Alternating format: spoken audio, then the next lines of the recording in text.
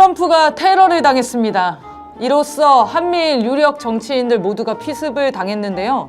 한미일 테러 동맹의 완성인가요? 이재명 살인미수에 대해서는 왜곡 보도를 일삼던 언론들이 트럼프 저격에는 광분 중이네요. 누가 보면 트럼프가 우리나라 대통령인 줄 알겠어요. 아무튼 오늘은 트럼프 총격으로 본 미국 정치의 민낯에 대해 알아보겠습니다. 입 벌려라, 시사 들어간다.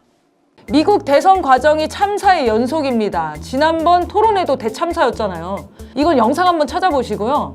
이번엔 총기 테러까지 일어났습니다. 하지만 예상된 일이었죠. 미국은 총기 소지가 합법인 나라입니다. 그러니 정치 테러도 오물투척이나 둔기, 칼 정도가 아니라 총기를 이용해 벌어질 것이라는 건 당연하죠. 워낙 총기 난사 사건이 비일비재한 나라라 처음에 소식 들었을 땐 대규모 살상이 벌어진 건 아닌지 걱정도 됐는데 비극이지만 그만하길 다행이라고 안도하게 되니 이거야말로 진짜 비극인가 싶네요. 사실 미국에서 정치인을 향한 암살은 생각보다 흔한 일이었어요. 특히 1980년대까지 현직 대통령과 대선 후보 등을 겨냥한 총격 암살이나 암살 시도가 끊이지 않았는데요. 암살 시도는 10건이 넘고요. 실제 암살당한 대통령도 4명이나 됩니다. 링컨, 가필드, 맥킨리, 케네디. 암살의 이유도 인종차별, 무정부주의, 중동정책 등 다양합니다. 미국 사회가 얼마나 많은 갈등과 모순이 쌓여있는 나라인지 알 수 있습니다. 트럼프 암살을 시도한 범인이 왜 그런 짓을 했는지는 현장에서 사살돼서 동기를 알 수는 없겠지만 이것도 충분히 예상됩니다. 공화당에 대한 반발, 트럼프 개인에 대한 증오, 인종차별과 이민자 정책에 대한 이견, 빈부격차, 청년 세대의 비관 염세, 어떤 식의 혐오와 증오를 가져다 붙여도 고개를 끄덕일 수 있는 것이 현 미국의 상황이죠. 토론회 참사에서 보여준 저질 막장 후보들 수준도 그렇고요. 이번 총기 테러도 그렇고 미국 정치가 얼마나 후진적인지를 보여주는 단면일 뿐입니다.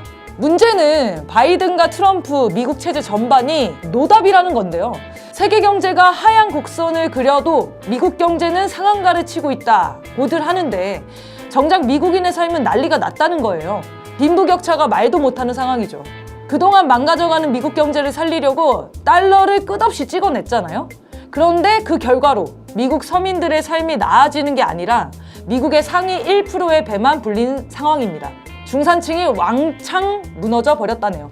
대부분의 미국인은 물가 상승에 대처할 수 없는 수준의 임금을 받으며 삶이 파탄이 났고요. 정규직은 비정규직이 되고 비정규직은 실업자, 노숙자로 전락하는 상황입니다.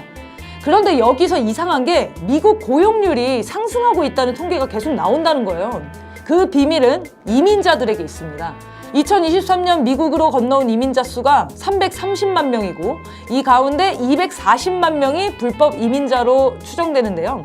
기업이 돈을 아끼려고 미국인 노동자를 쫓아내고 저임금 외국인 노동자로 빈자리를 채우고 있으니 고용률은 높아지고 있다는 허상이 가능해지는 거죠. 게다가 미국인들을 더 열받게 하는 건 경제는 파탄이 났는데 미국 정부는 우크라이나 전쟁을 지원하느라 돈을 쏟아붓고 있다는 겁니다. 미 의회에선 계속해서 수십조 규모 이상의 전쟁 지원을 결정하고 있고요. 이렇게 통과한 예산은 대부분 미국 군수업체에 들어갑니다. 정부가 군수업체에 돈을 주고 무기를 사서 우크라이나에 주는 식입니다. 이걸로도 부족했는지 바이든 대통령은 젤렌스키 대통령을 만나 향후 10년 동안 훈련, 무기 등 군사적 지원과 정보 공유를 해주겠다고 끝없이 약속을 해요. 그런데 바이든 대통령 자리에 윤석열을 넣어도 차이가 없다는 게 진짜 열받는 지점이죠. 윤석열이 우크라이나 지원을 약속했다. 사실이잖아요. 그러나 이렇게 미국이랑 윤석열이 열심히 지원을 하지만 정작 우크라이나가 전쟁에서 이길 것으로 여기는 사람은 아무도 없죠. 그러니까 뭐 하는 짓일까요? 아무튼 우크라이나도 난리인데 팔레스타인, 이스라엘 전쟁도 미국 뜻대로 되지 않고 있습니다. 이스라엘 편만 들던 미국 대학가에서 항의 시위가 잇따라기도 했고요. 그런데 바이든도 트럼프도 반성은 없습니다. 바이든은 무기를 계속 제공하고 있다고 자랑하고 있고 트럼프는 친 팔레스타인 시위자를 추방하겠다고 난리거든요. 전쟁은 이길 기미도 없고 오히려 이스라엘의 전쟁 범죄가 점점 부각되면서 비난의 화살이 미국으로 돌려지는 상황인데 전혀 미국 대통령 후보들은 되돌아갈 생각이 없습니다. 바이든이나 트럼프나 역시 다를 게 없죠.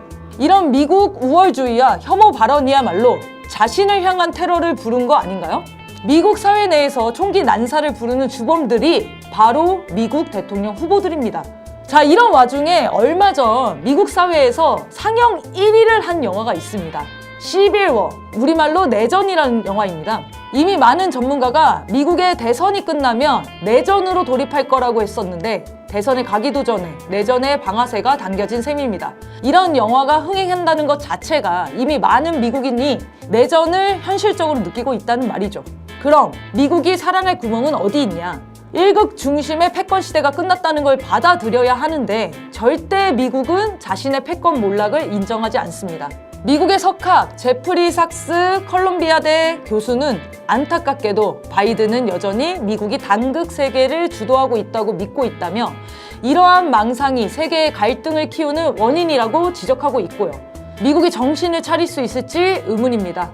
지금 우리에게 중요한 건 트럼프 깃깔을 스친 총알에 대해 언론이 특보를 쏟아내는 그 순간에도 미국이 배후인 전쟁에서 숱한 사람들이 죽어가고 있다는 것입니다. 그것부터 보도 좀 해주시죠. 지금까지 입 벌려라 시사 들어간다 이빨씨였습니다.